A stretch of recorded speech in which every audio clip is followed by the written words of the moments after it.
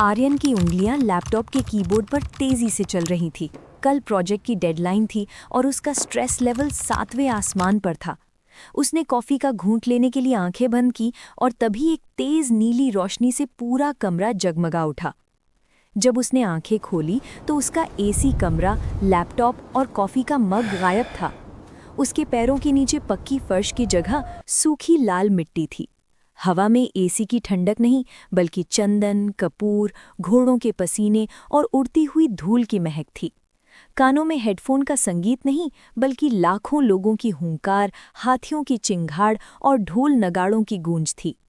आर्यन ने घबराकर अपनी जेब से फोन निकाला। स्क्रीन पर लिखा था नो सिग्नल। वो बदहवास होकर मुड़ा। तभी उसकी नज़र कुछ 100 कदम दूर खड़े एक विशाल अलौकिक स्वर्ण रथ पर पड़ी। रथ के शीर्ष पर हनुमान जी की आकृति वाला ध्वज यानी कपि ध्वज लहरा रहा था। रथ पर 4 सफ़ेद घोड़े जुते थे। आर्यन की सांसें रुक गईं। रथ के पीछे एक बेहद शक्तिशाली योद्धा खड़ा था, जिसके चेहरे पर गहरी उदासी थी और वो अपना विशाल धनुष नीचे रख रहा था। और रथ की कमान जिसके हाथों में थी, उनका तेज साक्षात सूर्य के समान था। उनके होठों पर एक अद्भुत शांत मुस्कान थी और सिर पर मोर मुकुट सज रहा था।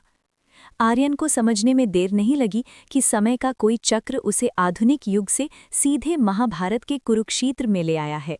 वो इतिहास के उस सबसे बड़े पल का गवाह बन रहा था जब भगवान श्री कृष्ण अर्जुन को गीता का उपदेश देने वाले थे। तभी उस भीषण शोर और युद्ध के तनाव के बीच श्री कृष्ण ने अपना मुख आर्यन की दिशा में मोड़ा। उनके बीच सदियों की दूरी थी, लेकिन उनकी दृष्टि सीधे आर्यन की आंखों से टकराई।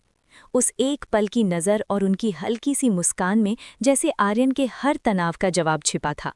बिना एक भी शब्द कहे आर्यन को भीतर तक एक आवाज़ सुनाई दी।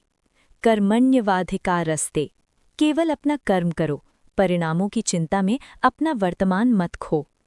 इससे पहले कि आर्यन घुटनों के बल बैठकर उन्हें प्रणाम कर पाता, शंखों की एक गगनभेदी गूंज हुई और वही नीली रोशनी दोबारा चमकी। अगले ही पल आर्यन वापस अपनी कुर्सी पर था। सामने लैपटॉप की स्क्रीन पर उसका अधूरा कोड ब्लिंक कर रहा था। फ़ोन में फुल नेटवर्क था और घड़ी में केवल 2 मिनट आगे बढ़े थे। आर्यन ने एक गहरी सांस ली। उसका सारा स्ट्रेस और डेडलाइन का डर गायब हो चुका था। उसने अपना फ़ोन साइलेंट पर रखा, चेहरे पर एक शांत मुस्कान लाई और एक नई ऊर्जा के साथ अपने कर्म पर वापस लग गया। कुरुक्षेत्र के उस एक पल ने आधुनिक युग के इस योद्धा को हमेशा के लिए बदल दिया था।